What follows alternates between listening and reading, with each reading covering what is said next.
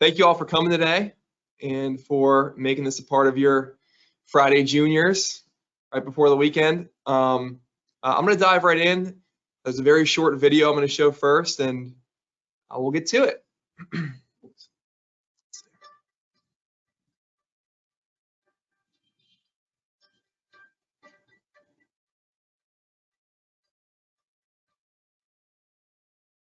Is it very short? Can they see me right now too? Okay. All right. Cool. All right. So, for those of you who have joined us today, this is on getting started and building wealth. This is a part one of a two-part series. I'm going to take most of the lead on this one, and Skylar here will take most of the lead on the next one. But let's jump right in. How to ace all 4 stages of the financial planning process. So, just really quick, for those of you unfamiliar with Pitt Capital, non-clients or people who don't know much about us, we are a team-based approach. We've been around since 1995, and what we really do is divide and conquer, right? So Skylar and myself are financial advisors here. So we work with people to build financial plans, keep communication going, and lots of other areas. There's paraplanners here who help us build full financial plans. There's an asset management team. So it's not like the advisor is doing these types of things and meetings and also doing research and trading. There's a separate research and trading group that we have here. And we also have a group that serves in more of the administrative functions. So our client relationship specialists who team up with advisors like ourselves just help provide that excellent client service that we pride ourselves on. So a small piece about our webinars really is we do like to help and give back to the community and provide any knowledge that we feel may be helpful for others. And it's a way really where sometimes we'll have another professional come in, whether it's an accountant or attorney or healthcare professional, just shed light on their fields and answer any questions that you all may have for them. But we try to do these as frequently as possible to provide the best service to the local communities here.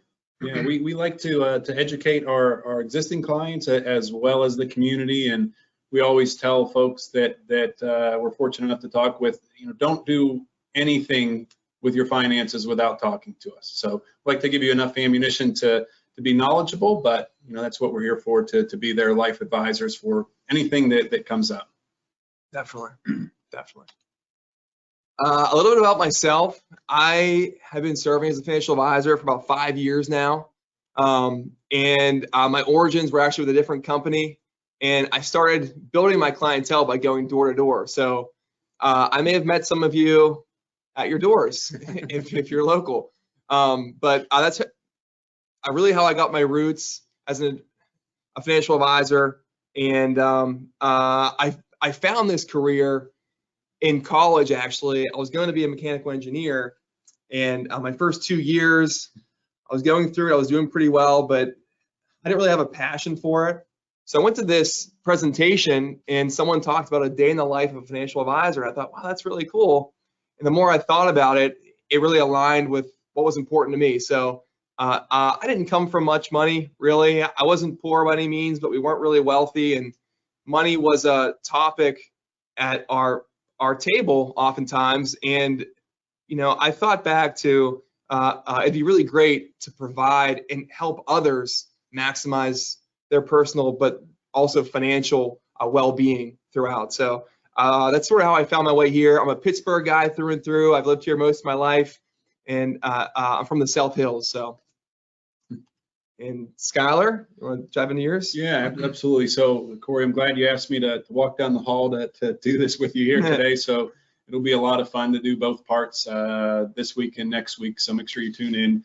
I've been an advisor a little more than 10 years, certified financial planner here with the firm, and I kind of got my start. It was really thanks to family members. So for those that have tuned into other webinars, I may have shared it, so forgive me, but my grandfather would give me a couple shares of McDonald's for holidays or birthday, and as an 8-year-old, that was a pretty terrible gift, I thought. So, but really, it's something that I kept, and I still have some today, and it got me really interested in the markets. And how I ended up here was talking with my grandfather's advisor, and why don't you become an advisor? So it's something I'm very passionate about, and I want to make sure that the folks that we're fortunate enough to work with are able to do the same thing, to use money as a tool to make themselves and their family successful, and to really retire on your own terms. Outside of work, it's really busy at home with 2 kids. You may have heard Cory talking about that earlier. So I've got a 3-year-old Caroline and a 9-month-old Benjamin at home. So they're keeping us very busy. But as soon as the lights go off here, I rush home to be with them and my wife. So I'm very excited to hear about the topics that we're talking about today, though. Yeah, definitely.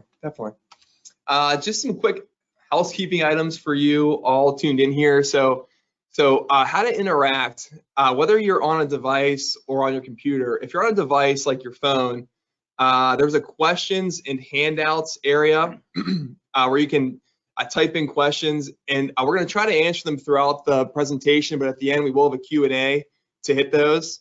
There's also a handouts area. There should be one in there now, 2 in there now, really. One of them being personal financial statement, and the other one's what we offer to folks. If you're on a computer, the way that you can access these is through that area, like the arrow. If you press that arrow, the handouts and questions are there, and you can type them in again, and we'll try to get to them throughout. If we don't get to them throughout this presentation, we can follow up afterwards, or at least hit them in the Q&A like I mentioned. So quick agenda. So again, this is about building wealth and getting started. And you could be 25 or 65 years old, or anywhere in between, or before or after that. And it's not too late. It's never too late to get started and to learn more things about being financially savvy, right? So we hope we have something in here for you that you can find helpful and implement in the future, okay? Now, the very first area that I want to get into is about compounding interest. And a lot of you may know about compounding interest already, and this could serve as a refresher, but there may be a lot of folks who join this call who aren't so familiar with it. And this really hit home to me because my girlfriend, brother, and his fiance were getting dinner the other weekend, and we somehow started talking about this. And my brother's fiance was like, I don't know anything about this really. And I don't understand why in school we weren't taught this. And I was like, I totally, agree with that. And I think people should come across compounding interest and hear about it. So I came across this question. I'm studying for the CFP.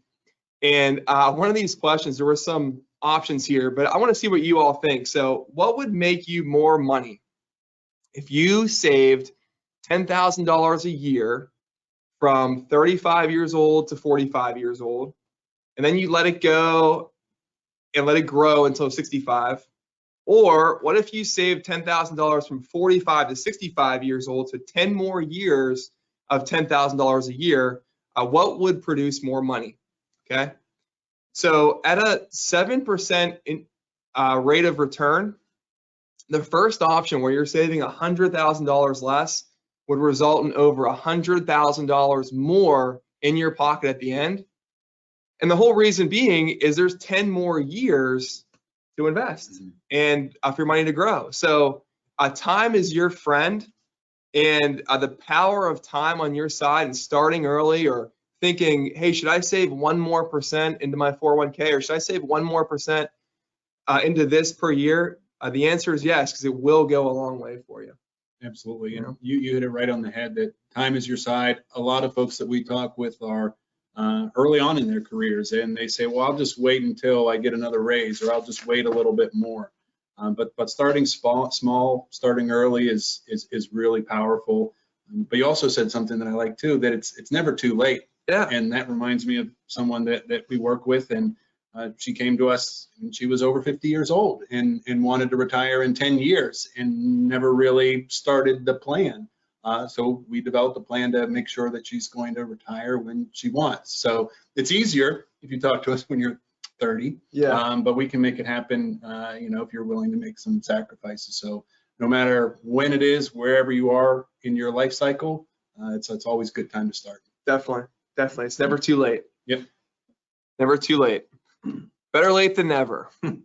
So another core piece of building wealth, getting started, is really understanding your personal and financial circumstances. Okay, so it's great to have, in order to go further with an advisor or to really understand where you are today, it's very important, because that way you know where you need to get to and what you need to change now. All right, so whether it's writing this out or going on to a Microsoft Excel document, whatever it is that works for you, but label these things out. What are your assets? What do you have invested right now? Do you have IRAs? Do you have a 401k? What's in them? What's in the bank? What do you have in cash? Label those assets. Also label your debts. Do you have any credit card debt? Student loans? How about a home mortgage? Car loans? Put them all out in front of you so you can see them and understand what interest you're paying on those as well. Also labeling your monthly income and expenses. So, do you have Hulu, Netflix, Amazon Prime, Disney Plus, HBO? Do you have all these things, and do you need them all, right? And I think labeling them out really gives you a good idea on what you're spending in areas where you can maybe save. And after doing this, if that's too tight, so if your expenses are too close to your income and you're not able to save much each month, then you need to ask yourself, can I do more? Am I working full time? Can I work some extra hours or pick up side jobs to make more money to help increase that gap, right? One other point I'll make, and then I'll hand it off to Skylar here, is some people might be tighter right now. If you're young and you see that your income is going to really grow over the next 5-10 years, you may be able to get away with it being a bit tighter from your income and expenses right now, because that gap will widen as you make more money. But if you're not in that position and your job grows per inflation or at a more modest rate of return each year, you may want to really hammer out your expenses in the near term and button them up so that you can start saving and meeting some of your goals. Yeah. One of the first questions that we ask when we're talking to people is, what's your income and expenses? I mean, how many people, when you talk to them, how many times do they know what their expenses are? Yeah, right. I mean, not often. Right. It's not often. It's yeah. They know the big one, right? My mortgage or my rent is $1,500, but you mentioned all the subscriptions, all the, if your kids in dance lessons or swimming lessons, or you like to go out to eat a lot, or those are the things people forget about. So we want a full picture to see, because some folks have said, well, I don't spend that much. And then we say, well, your income seems to be a lot higher than your expenses, but you don't have any savings right now. So where does it go? Yeah. So it's really important to find that. So we have a couple tools that we use when in meetings, and that you can use on our website. So there's the personal financial statement that we have. That's one of the handouts there. So take a look at that and talk it over, and that's the best place to start. I like to think of it as going on a trip or something. You know where you want to be, but you need to know where you are to kind of map that path out. So getting an idea of what's your assets, what are your liabilities, what's your income and expenses, that's the best place to start. Definitely. Yeah. And if you're curious on what those items are, the personal financial statement that's in the handouts or downloads section will be a good place to start, like Skylar said. So another core foundational part of this first process is setting goals, right? So thinking through what's most important to you and writing them down is key, okay? So thinking about it's the first step, writing it down and talking about it with someone else is huge. And Skylar did a little bit of digging into this. So the results that you get after writing it down and speaking it through with somebody else is dramatic. So yeah. I mean, so forgive me to go over some numbers here. So if you think about goals, any goal, you want to retire at 60, you want to buy a beach house, whatever goal that you have, if you just think about it, chances of that happening are pretty slim. But if you write it down, you're actually 42% more likely to attain that goal. If you have an accountability partner, someone who's going to keep you on doing the right thing to reach that goal, you're 65% likely to hit that goal. And if you have regular meetings with that accountability partner, there's a 95% chance that you're going to hit that goal. My goodness. So the moral of the story is have a goal, write it down, and talk with somebody, talk with professionals about that. And it's a family decision too. So talk with your spouse or your partner or your significant other, the people that are important. That's always good to have that. So goal setting can be a lot of fun. It doesn't have to be planning 30 years out, plan some things along the way too, right? Yeah, definitely. And to your point, it doesn't have to be about retirement. It could be about getting your savings and checking in order so that you have money on the sidelines should something happen, right? So should the AC break or the roof goes down or whatever it is, we do recommend having about 3 to 6 months worth of living expenses on the side so that you don't have to take out more debt to make funds for that to happen, right? Is it paying off a debt and getting your credit card in order or credit cards in order? Do you have any high interest paying debt? And that might be something that we target first, right? So of all these goals, the core two that we'd usually recommend starting with is these top two here. So having living expenses on the side, just in case one of those events that I mentioned come up, and also being able to pay down your credit card debt, because credit card companies love it when you carry a balance, okay? Because they charge such a high interest rate. So they love it when people carry, I say it's $10,000 worth in credit card debt that you have, and the company is charging 20% on that. Just to break even for the year, they're going to charge you $2,000 in interest just to break even, and that won't even start chipping away at principal. Mm-hmm. So oftentimes when we meet with people, the first step that we talk about is these top two because of how important they are. Now, if you have a mortgage and it's at 3%, I know rates have been going up, so they're not there anymore, but say it's at 3, 4%, even 5%. I mean, we wouldn't really urge you to pay those off right away because you can oftentimes make a lot more in other investments. So if you can earn 7 over here and only pay 4 there, take your 7, right? And I love the emergency fund. It's something that's boring. You need to have it because I don't know if people are paying attention to the news, but the market's not doing very well this year. Yeah. And recession's being floated around, inflation is high. So there were a lot of folks over the last few years that said, oh, this money's in cash, it's not doing anything, I should just throw it in the market, right? Yeah. And really, that's not always the best bet, So sometimes you need to have some cash on the sidelines, right? If something comes up, like those examples. We had it this summer where our air conditioner broke, and they said our furnace is 28 years old too, so we might as well fix both. I didn't feel like paying that bill, but we ended up having to do that. So it's expensive, right? It is. It is really expensive. Yeah, and not having that money on the sideline for you to use for that purpose. I mean, you might have to take out more debt, right? Like a personal loan, a credit card, and that just adds on to the problem. Absolutely. Right? That's the last thing you want to do is take on more debt or sell when your investment account's down 20%. You don't want to take out 20 cents, or I guess I should say 80 cents on the dollar. Yeah. Because that's your long-term money there. Yeah, definitely. Definitely. So, I mean, those are some of the goals. And I mean, thinking about retirement, some folks may not realize this, but there's not many pensions out there nowadays. So when you're in retirement, say you're 65 and you collect a Social Security check, the other income you have is going to be from the pile that you save into, and that will funnel more money out to you each month.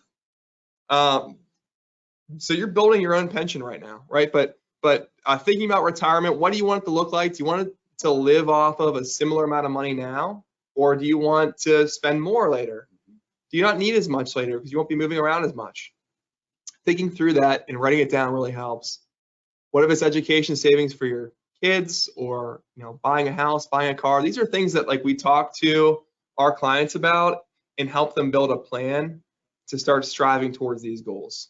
So if you need any assistance on that, Skylar and I would be happy to jump on a call with you and talk through it.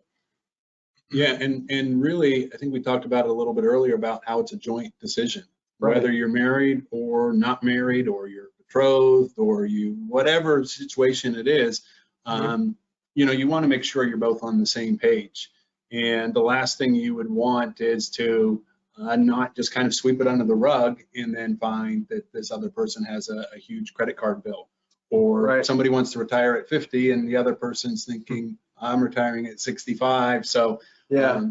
it should be mutual decisions. They don't have to be the same, No. but it's good. It's fun. Go out for a nice night on the town and talk about what your dreams and goals are, right? Yeah. Do it over a beer. Yeah, right. Absolutely. The last point that I'll make on this slide is not living outside of your means. Okay.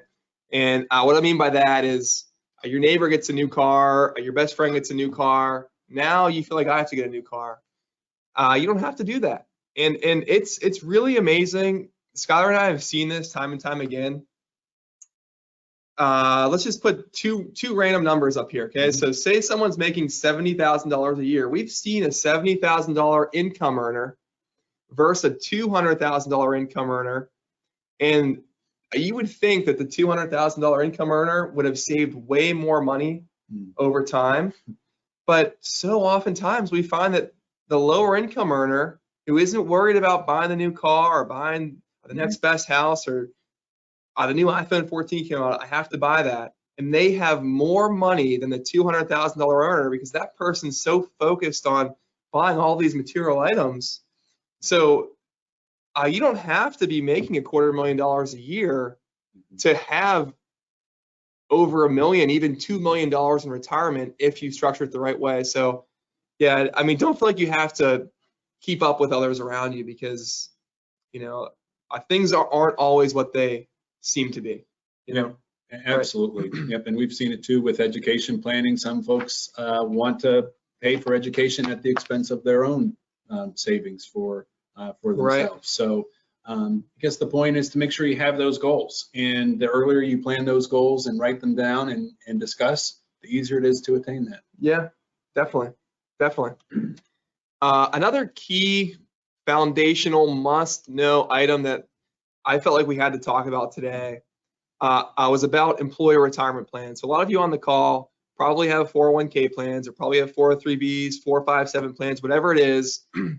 And oftentimes they'll offer a match, and they'll say, hey, if you add 5% in, we'll give you 4%, right? And there's some people out there who aren't doing this, okay? And it's free money on the table. So Skylar and I will say this, but it's the best return you can get right away, right? So say you're making $50,000 a year, and you add 5% in and get $2,500 into your account that year, and your employer is offering a 4% match, that in turn is going to be a free $2,000 to add into your account too.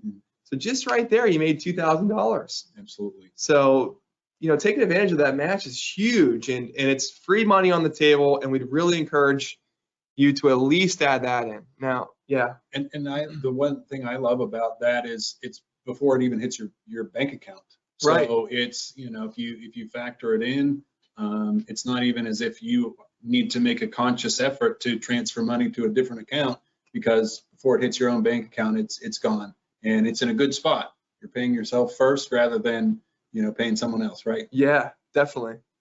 Yeah, so it's huge. And I mean, a good rule of thumb too, and this is very general and it does change per situation, but if you can get 10 to 15% of your earnings into your 401k or into savings each year, that should be a pretty good result for you later on to have the money that you need to pay yourself in retirement, right?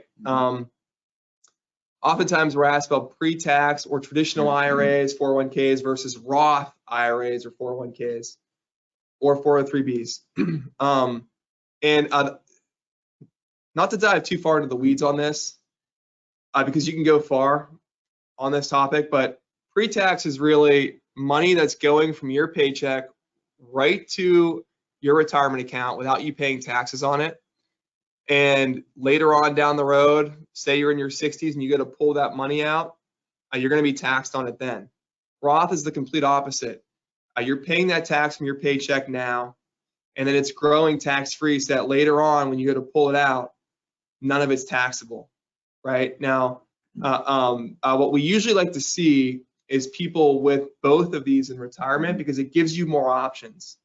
Your employer match or profit sharing will go into the pre-tax bucket already. So you're going to keep building that bucket regardless if they offer those things. But later on, say you're 65 and you need $60,000 to live off of each year, one option would be pulling from this pre-tax bucket that whole $60,000 out and all of it being taxed.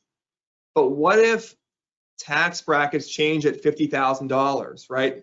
Maybe that first $50,000 comes from pre-tax, and the next $10,000 comes from Roth to dodge that next tax bracket. To wrap up last week's section, there wasn't a ton left on it, but Skylar, can you move ahead just one more slide here? So we were talking about. Actually, go back one more slide. Sorry, I'll hit like the general. Okay, there we go. So some things that we talked about was saving regularly, assessing your own situation first and seeing where you are, and then really getting a feel and understanding for where you want to go and prioritizing your goals. And that really led into the thought about where you save for retirement now. And many of you have 401ks, 403bs, 457 plans, or IRAs designated through work. And now we're ready for that slide, Skylar. Thank you. We hit this slide. This is the second to last one that really went into talking about if you have a match or not. And oftentimes, Skylar and I will say that you aren't adding into your 401k plan, but they were to match you 4%. So, hey, you add in 5% and we'll give you 4%. Skylar and I would always say that's a really good idea to start there for retirement saving, right? Because if you were to not capitalize on that match and not receive it, then that's free money that you're leaving on the table there, right? So say you make $60,000 a year, for instance, and you add 5% in, and $3,000 goes towards your 401k. If your employer matches you at 4%, that's $2,400 that you'll get for free, and that's the best return that you can really get. There's no other return out there that can capitalize on your money that way, such as that free money through the match. We talked a little bit about 10 to 15% is a general good savings rate to begin at. Of course, that could be more customized depending on what your goals are. Increasing in time is always a good idea, right? So if you get that raise of 6%, it's paramount to maybe take a percent or two of that and I'll continuously put that towards your future goals, because it's certainly much better to have more money later than to not, right? So we talked about pre-tax versus Roth, and we're going to go into that a bit more in this part 2 segment, but the main point that I'll make on the pre-tax versus Roth is from a very high level, pre-tax You're dodging taxes now to pay them later when you pull it out of your plan. Whereas the Roth, you're paying taxes now, whether it be from your paycheck or it's coming from your bank account and into a Roth IRA, you're paying now so that later on, perhaps in your 60s when you go to pull it out, you aren't taxed at all. And there's benefits to having multiple buckets. So if you have pre-tax and Roth versus just pre-tax, here's one way where it could benefit you, right? So say you have $60,000 in need at retirement to pull from your IRAs. If you only have this pre-tax bucket, all that $60,000 that you pull out will be taxable, right? But what if a tax bracket changes at $50,000, or you need a big lump sum and don't want to encounter taxes at that point? That Roth would be really helpful to have, to be able to start pulling from in some of those situations. And it's also more beneficial in terms of inheritance, usually for kids or whoever you want to pass your money on to, right?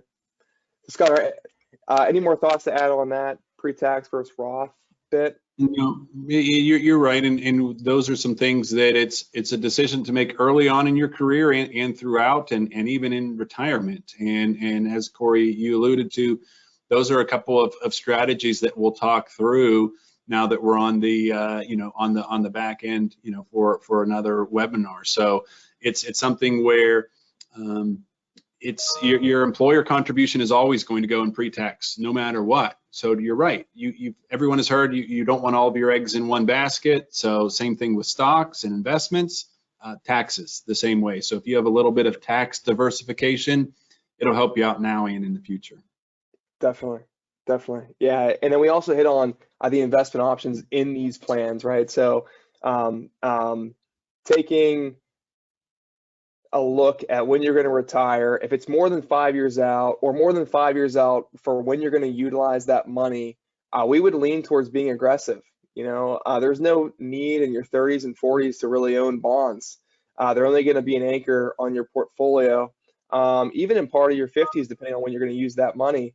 So, and possibly 60s, right? Like if you're going to retire at 68 and you're 60 years old, you may not need to hold bonds. So consider being aggressive. Also, if you're working with an advisor or group who is investing for you, considering to not be in target date funds could be a good idea. Target date funds are good if you're completely hands off and you don't want anything to do with it, zero management whatsoever. But if you're willing to manage it once or twice a year, choosing your investments could be a huge benefit, because especially when you're aging, the way a target date fund works is if you pick 2040s as your retirement date fund, each year that you get close to that, it's going to get a little bit more conservative. And that really happens during the time when you're in your 40s and 50s and 60s, right? 50s and 60s, it's going to ramp down. And in a market like we're in right now, it's not what you want to be doing. You really don't want to take stocks right now and go more into bonds, especially if those stocks are down much more than those bonds. So target dates are okay, but they aren't our common solution that we give for folks. And that's a great point, and it's something that you should be talking with someone to help with that. And then also, it's great that you have our retirement age calculator. I know that's something that a lot of folks have asked is, hey, when can I retire? So please, there's a link there. Go to our website and you can type some things in and run some numbers on your own before you talk to anybody. So that's really important. And I know you mentioned the investment strategy. I think that really kind of segues well into what your next topic was, which I don't know if a lot of people are aware, but the market's not doing great this year, I don't think. I think you're right. It is not a good year in the market. And there's been people asking, should I stop contributing to my 401k? Should I pull out now before it gets worse? And we are going to say no to those. No, keep adding into your 401k plan, because there's only been temporary U.S. market declines, right? There hasn't been a permanent U.S. market decline.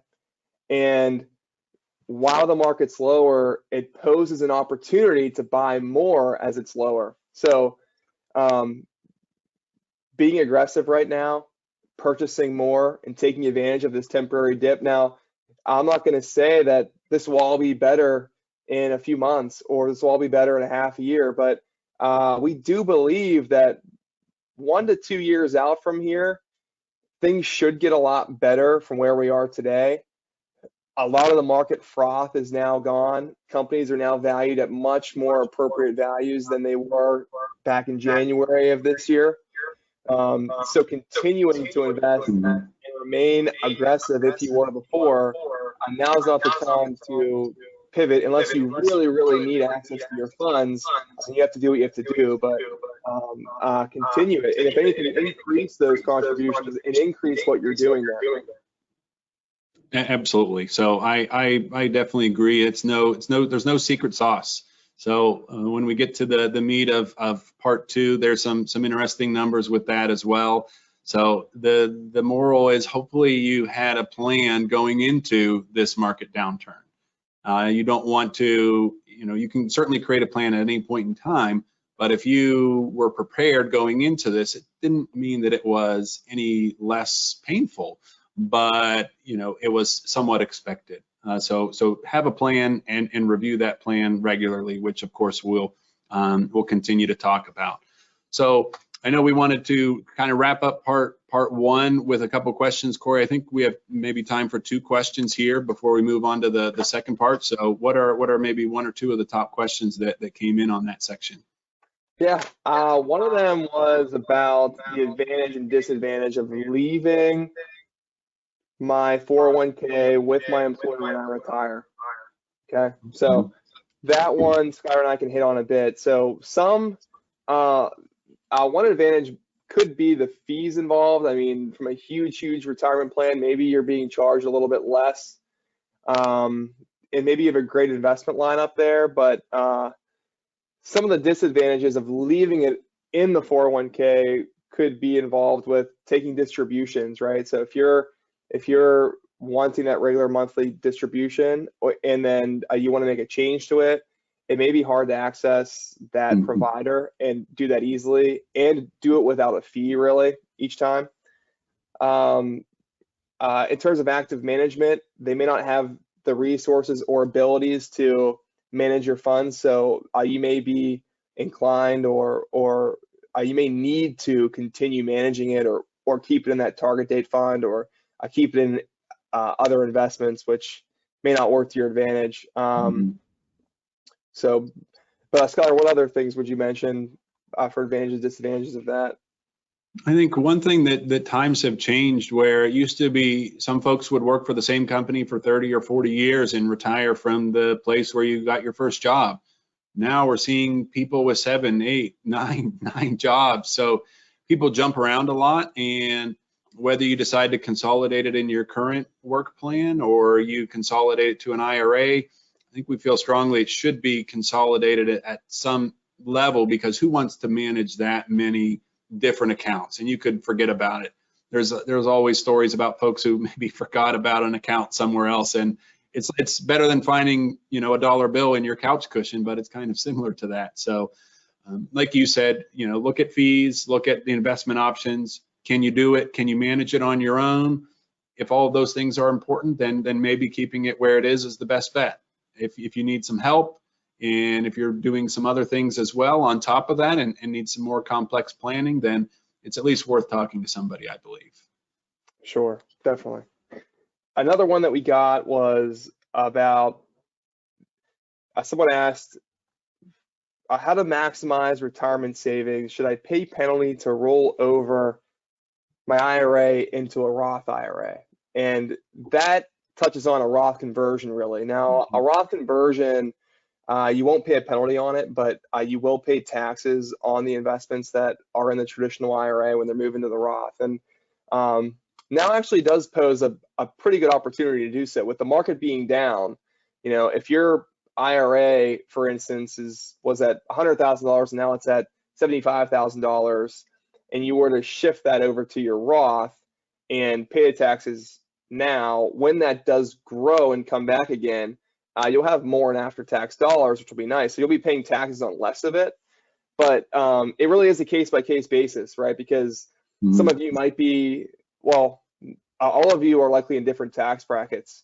Some could be at the higher end, some could be at the lower end. And what we'll try to do is sometimes we'll work with an accountant or a CPA to determine what amount should move from the IRA to the Roth this year. And maybe we create like a 3 or 5 year plan to move over $10,122.12 this year, and then, you know, the same next year, the year after.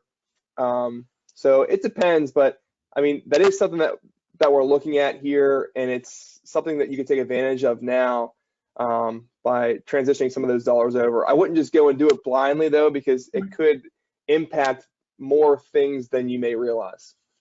Right, absolutely. So we'll talk about that in the second section too, about, you know, does it affect healthcare costs or other things? So there's a lot of things to consider. So do your research or talk to a tax professional or investment professional to make sure you do it the right way. So we'll go ahead and wrap up part 1 then and move on to part 2 here shortly. So for those that were on part 1, we appreciate you, and we'll be posting it online, and you can review and we can answer more questions as time goes on. But we really appreciate your feedback.